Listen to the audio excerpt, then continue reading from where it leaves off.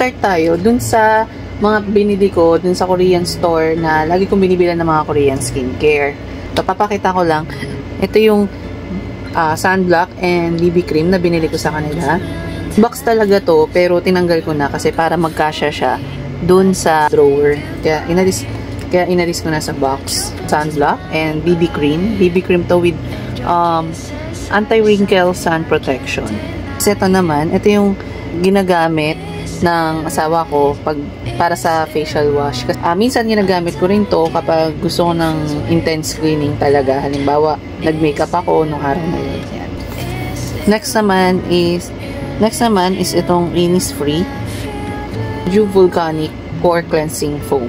Yan. Yung isa nito nasa baba na, paubos na rin siya. So, at least may extra ako. Tapos ito naman, yan, facial wash din. Magtataka kayo, bakit ang dami mong facial cleanser? Minsan kasi iniiba-iba din namin. Depende sa, halimbawa, araw na yun, kung sobrang oily ng mukha ko, ganyan. And ito, gamit din naman to ng anak ko. Ito naman para sa anak ko. Kasi ito, collagen, medyo may pagka-mild din to. Hindi naman siya nakaka-dry. And then, itong green tea, para sa pimples, ganyan.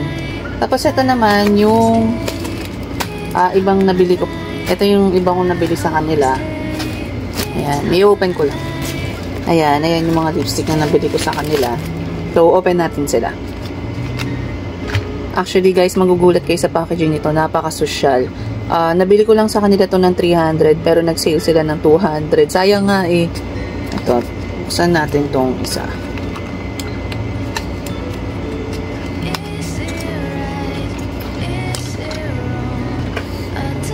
Ayan guys, ayun yung itsura niya. Tingnan nyo naman. Ay, magnetic. So, pag in-open nyo siya ng full, ayan yung full ano niya. Ayan. Pakita ko rin yung kulay black nila. Pakita ko rin.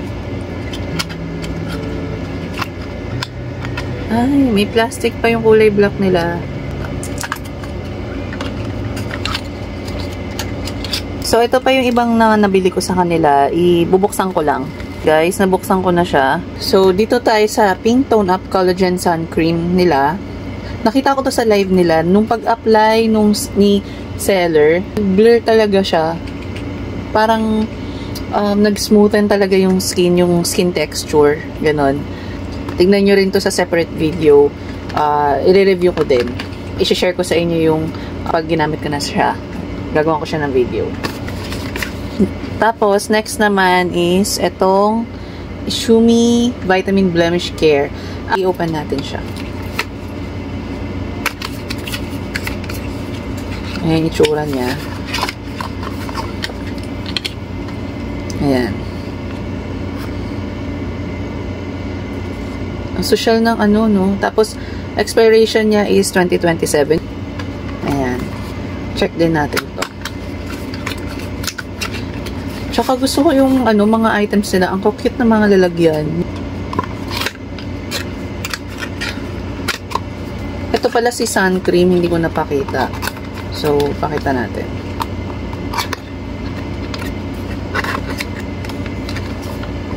Ayan. Ganyan siya. Ito yung itsura ng mismong tube niya.